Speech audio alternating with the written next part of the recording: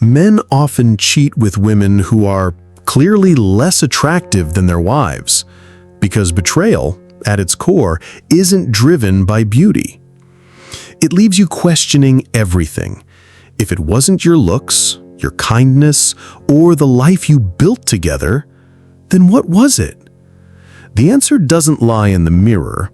It lies in the cracks within him, hidden insecurities, unmet needs, and quiet resentments he never dared speak out loud. Hi, I'm Vernon again. In this video, we're exploring why men cheat with women who seem less attractive than their wives, and what that really says about infidelity, insecurity, and emotional disconnection.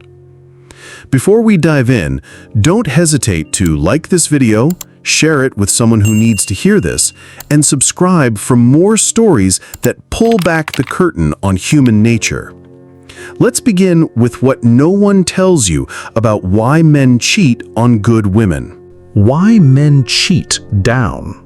The truth behind the illusion. Mark, my friend, was married to a woman who could have graced magazine covers. Intelligent, elegant, and warm-hearted. They had a beautiful home, 2 grown kids doing well, and by all accounts, a solid life built over 27 years of marriage. But one day, Mark confessed something that stunned me. He had been having an affair with a woman he met through work. She wasn't glamorous. She didn't turn heads. In fact, when he showed me her picture, I couldn't hide my confusion. "Mark," I asked, "what were you thinking?" He didn't answer right away. Then he said, "With her, I didn't have to prove anything. I wasn't Mark the provider or Mark the husband. I was just me, flawed, tired, real. And she made me feel seen, not admired, seen." That hit me. You see, sometimes men don't cheat because they're chasing beauty. They cheat because they're running from pressure, from expectation, from the weight of being someone they no longer recognize. It doesn't excuse it, it doesn't make it right, but it does reveal something we rarely talk about. Infidelity is often less about passion and more about escape. Mark's story isn't unique. It's a quiet pattern, one that unfolds behind closed doors in moments of silent self-doubt.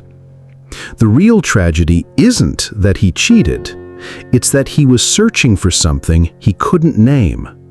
And when a man carries unresolved pain or a fractured sense of self, love, even the purest kind, can feel like a mirror he wants to avoid. Because love from someone steady and strong can feel intimidating to someone unstable. Instead of rising to meet it, he retreats into spaces that require nothing of him. No growth, no reflection, just temporary relief. And so infidelity becomes less about desire and more about escape from the weight of his own inadequacy. This isn't a justification, it's a caution, because until a man faces his own unrest, even the best love will feel like pressure. And too often, he'll run from it, confusing comfort for connection and choosing familiarity over depth. Peace in a relationship starts with peace within. Without it, he'll always be searching and losing more than he understands. And too often, those places come with consequences that destroy everything he once had. Sometimes it's not about who she was, it's about what he couldn't become beside her. In the next section, we'll dig deeper into the psychological triggers that push men toward emotional cheating, and why those triggers are often invisible until it's too late. The invisible triggers. Why emotional cheating happens. Emotional cheating doesn't start with flirtation. It starts with emptiness. A subtle, creeping discontent that builds quietly over time. Men often don't even recognize it themselves. They just know something feels missing. And instead of facing that void, they fill it with distraction, validation, or the illusion of intimacy. This is why emotional affairs often begin innocently. A casual conversation, a shared joke, a sense of being understood. But beneath that surface lies a deeper craving, not for romance, but for refuge. One of the most overlooked triggers is emotional neglect, not from their partner, but from themselves. Many men were raised to suppress feelings, to associate vulnerability with weakness. So when emotional needs rise, needs for affirmation, safety, or to be truly heard, they don't seek resolution, they seek escape. Another powerful force is ego. When a man feels unseen or unappreciated, especially in long-term relationships, he may start to crave external validation, a compliment from someone new, a glance that says, "You matter." Over time, these small signals can become dangerously addictive. It's not about falling in love with another woman. It's about falling into the comfort of being needed without having to confront their own emotional immaturity. Have you ever watched someone drift away emotionally and found yourself wondering what changed? If that resonates with you, feel free to share your thoughts in the comments. Your story might offer quiet strength to someone else still searching for answers.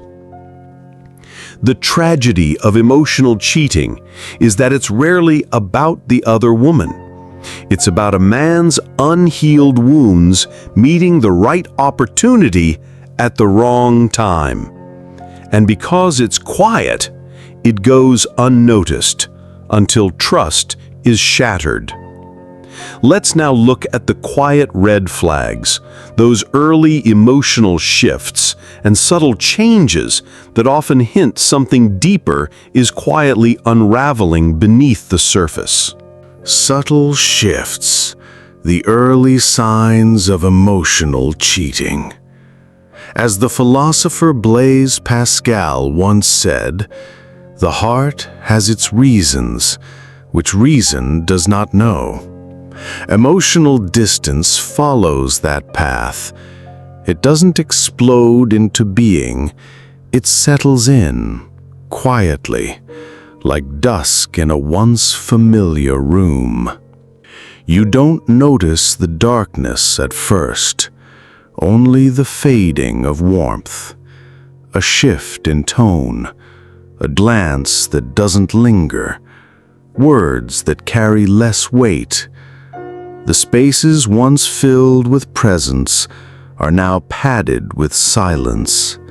And it's not the absence that hurts most. It's the vanishing of something once deeply alive. These are not loud betrayals. They are slow disappearances. One of the first signs is emotional withdrawal. He stops sharing his thoughts the way he once did. You no longer hear about his day, his frustrations, his small victories. It's as if an invisible wall has gone up, and you're gently, quietly being pushed outside of it. Another is misplaced attentiveness. He might suddenly become more protective of his phone or unusually private with his digital life. Not in an obvious way, but in ways that make you second-guess yourself. Small evasions, delayed replies, a new habit of turning his screen away. Then there are the subtle comparisons. He may mention someone else more often, even casually. Her perspective, her insight, her humor. It might seem harmless, but in truth, he's emotionally reorienting. Not always with intention, but with quiet emotional gravity. And the most painful sign of all, when you feel alone in the same room. When you look across the table and realize the man you built a life with is miles away in his mind, and you can't reach him. Recognizing these signs early matters, not to catch someone, not to accuse, but to confront what's growing in the silence. Because emotional cheating doesn't erupt, it seeps. Sometimes we're taught to ignore our intuition, to be reasonable, to avoid being dramatic. But wisdom, especially with age, teaches us something else. Subtle truths often speak first, and listening to that quiet voice might just save you from losing yourself while trying to hold on to someone who's already slipping away. What's going on inside him? The psychology of cheating down. When a man chooses to cheat with someone less attractive than his partner, it challenges our assumptions, but it also reveals a deeper layer of male psychology. At the core of this pattern is a hunger for power, not over others, but over how he feels about himself. In a long-term relationship, especially with a strong, beautiful partner, a man can begin to feel small in comparison. Her confidence, her consistency, her success, if he lacks inner stability, can feel like quiet reminders of where he falls short. With another woman, especially one he perceives as less accomplished or less intimidating, he may feel more in control, more validated, more wanted. This dynamic has less to do with love and more to do with restoring a fractured ego. Cheating down offers more than just an escape.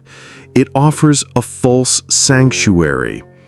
In that space, he sheds the roles he feels crushed beneath: the provider, the partner, the man who must measure up. With someone perceived as less threatening, he doesn't feel the weight of expectation. He's not expected to evolve or confront his flaws, only to exist. And for a man drowning in his own self-doubt, that kind of emotional stillness feels like oxygen. But what seems like relief is really retreat, not from his partner, but from the mirror she holds up to who he truly is and who he's afraid to become. But here's the paradox.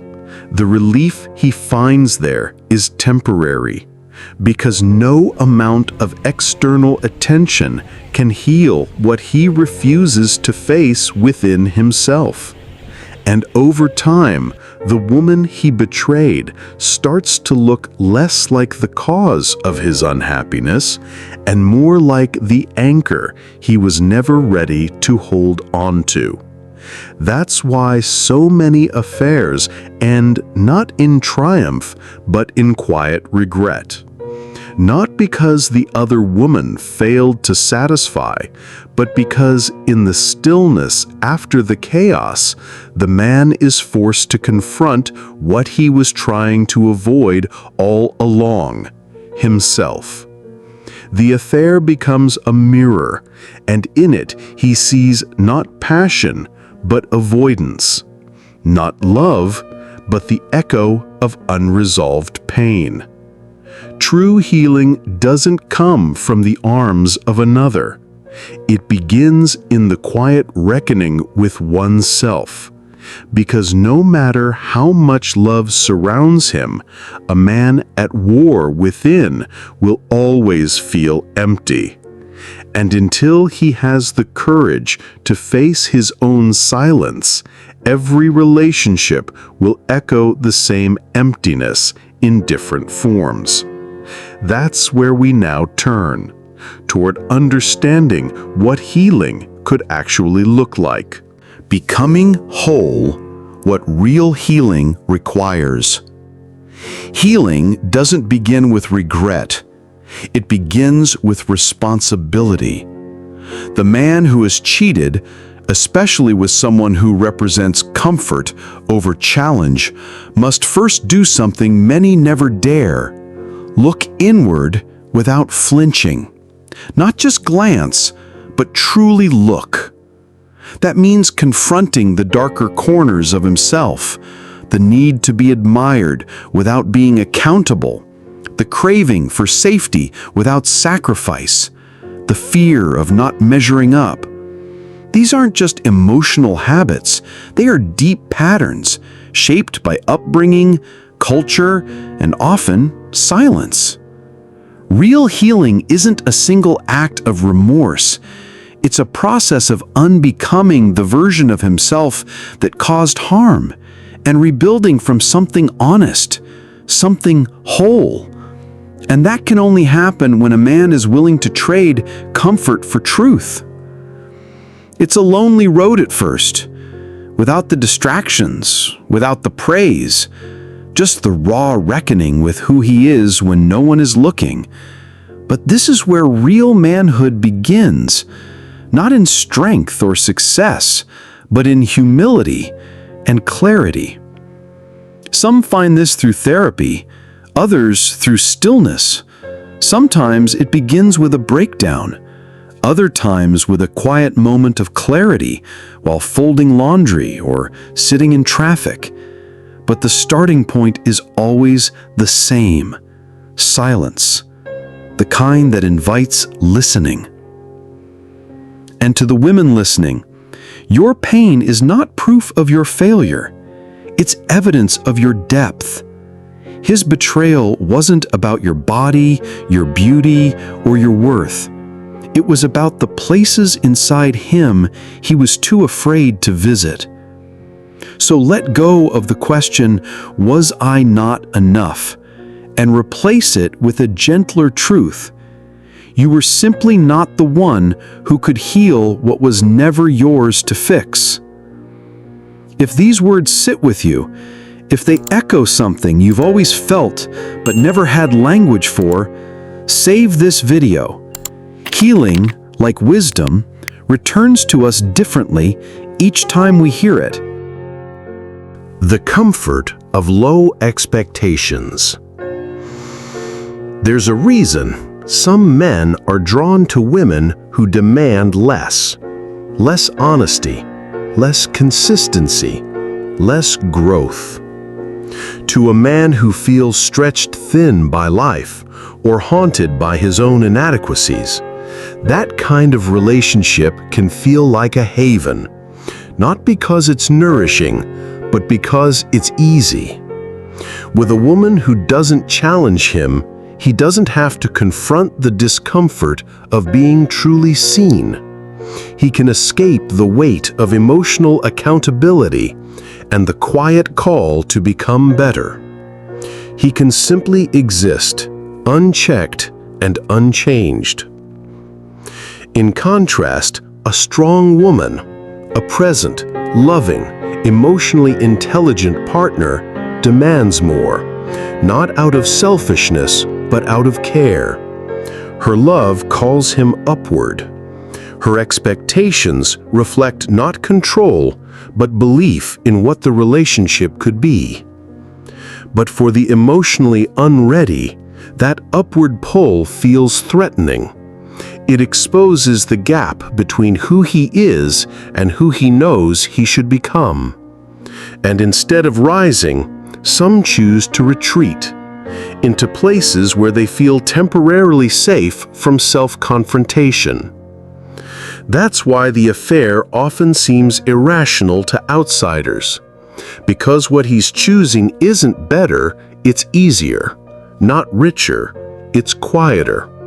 But in the long run, ease without depth becomes emptiness. True partnership doesn't just reflect who we are, it dares us to grow. We've journeyed through the unseen layers of male infidelity, from emotional emptiness to fragile egos, from subtle betrayals to the search for validation. And through it all, one truth rises again and again.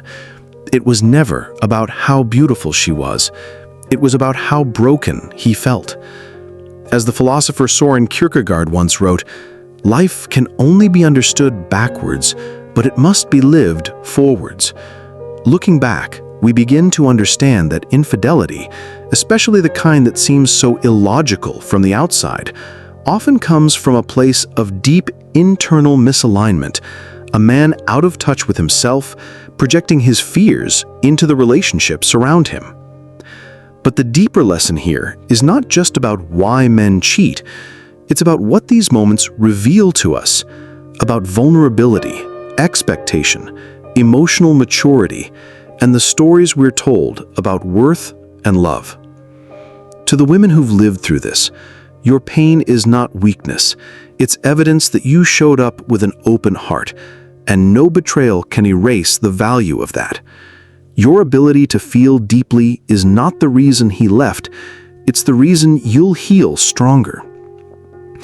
And to the men listening, if you recognize yourself in any of this, know this: it's not too late to begin again, but only if you begin with honesty, with humility, with a kind of accountability that doesn't beg for forgiveness, but quietly earns it.